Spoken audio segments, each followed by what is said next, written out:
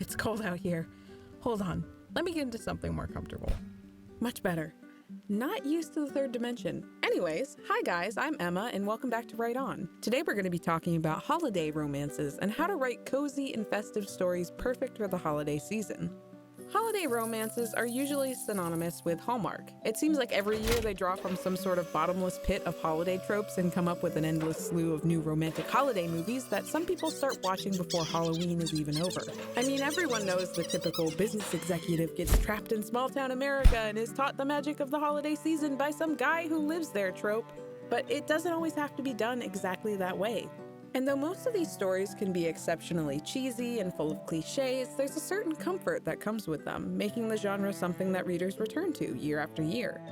The first thing to do is choose a holiday. And while I'm sure you could write a thrillingly romantic Halloween romance, today's focus is going to be central around holidays closer to Thanksgiving, Christmas, Hanukkah, and Kwanzaa, to name a few.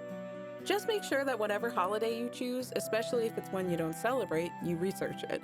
For instance, in a story taking place during Kwanzaa, it would be preferable for your character to understand the key principles represented by each of the 7 candles of the Mishuma Saba, if it's one of their family holidays, just as many who celebrate Christmas usually know the story and traditions behind it. Understanding your holiday establishes practices for your character to follow, as well as foods to eat and activities to enjoy. And making sure to write about them accurately is not only immersive, but generally respectful of different cultures and traditions.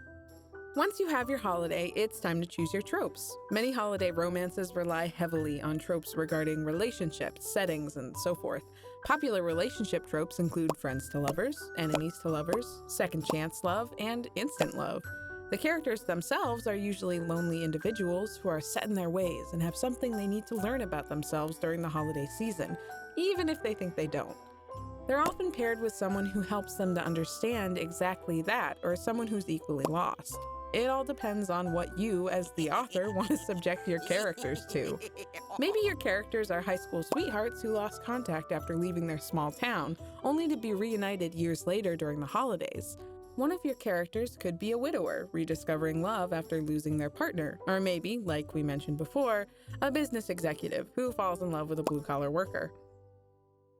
In these and many other stories, opposites attract, and there's an endless number of combinations you can make when it comes to defining your characters. Though often stereotypical, it's important to remember that these tropes act as familiar dynamics within holiday romances, making the story seem familiar and cozy itself. Another important part of holiday romance stories are the locations, specifically the weather. When creating the setting for your holiday romance, think about the senses that you want your characters to experience.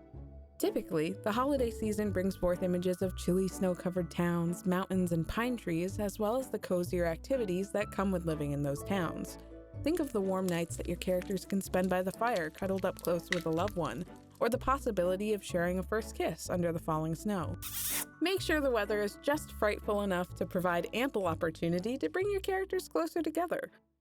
A fundamental part of any holiday romance story is the way that the two lovers meet, often called a meet-cute. In writing, film, and television, the meet-cute is the moment or the scene that two future lovers see each other for the first time. It's often under circumstances that can be cute, funny, or even a little weird. Your character could be a woman traveling home for the holidays when her flight is delayed by a snowstorm. Maybe she ends up having to stay overnight at an airport far away from home, but also ends up meeting a man that annoys her initially, but eventually makes a holiday spent in the airport worth it. Or maybe your character is a Christmas tree farmer who hates Christmas because he inherited the family tree farm unexpectedly, but learns to love it after meeting one of the farmhands, who eventually opens his mind to the magic of Christmas. Readers of holiday romances are already willing to suspend their disbelief, so don't be afraid to make your meet-cute out of the ordinary. After all, the holidays are a perfect time to believe in the unbelievable. And whether that be in a magical bearded man in a red suit or in your character's ability to find love, there's always time to find renewed faith or love in a holiday romance story. The next thing to consider is the amount of heat you'd like to add into your romance story. In typical Hallmark fashion, many holiday romances are kept at a PG level. There's a lot of yearning and tension, but the romance doesn't often go further than a passionate kiss or two. Of course, you could take it to a higher level, but that's really only if you're interested in having your book displayed in the other section of the bookstore. The one with all the paperbacks of shirtless cowboys. Howdy, partner. Or pirates. Ahoy. You know what I mean. Now it's time to add a bit of conflict. Keep in mind that your readers are probably picking up your romance novel in the hopes of escaping their everyday lives for a bit. So therefore, the conflict in your story shouldn't be too stressful or heavy. Instead, it should be a feel-good escape for your readers to experience. Things like misunderstandings or miscommunications are perfect points of conflict for your holiday romance, as they can be easily resolved. Whatever you choose to do, make sure it's lighthearted. The last thing you want to do is ruin Christmas, or Hanukkah, or Boxing Day. You monster. It's best to remember that the holiday season is a time for love, friendship, family, and forgiveness.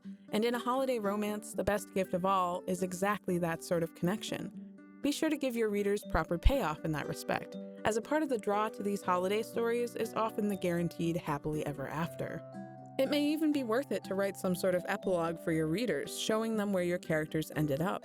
Regardless of what sort of hardship your characters endure within your holiday romance, make sure that they're happy in the end. From snow-covered towns to kisses under mistletoe, the magic of holiday romance is something that many readers enjoy during the holiday season. And though many of these stories may be cheesy and often predictable, there's a certain charm that comes with them, and it goes to show that a bit of holiday magic can go a long way. So with that, our dear viewers, I bid thee adieu. There's much to be done and some writing to do.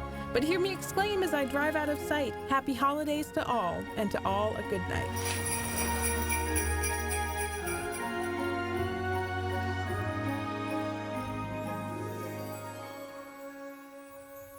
Thanks for watching. If you like this episode of Right On, be sure to like and subscribe to our channel. We've got more content coming in the new year, and we can't wait to share it with you. See you next time.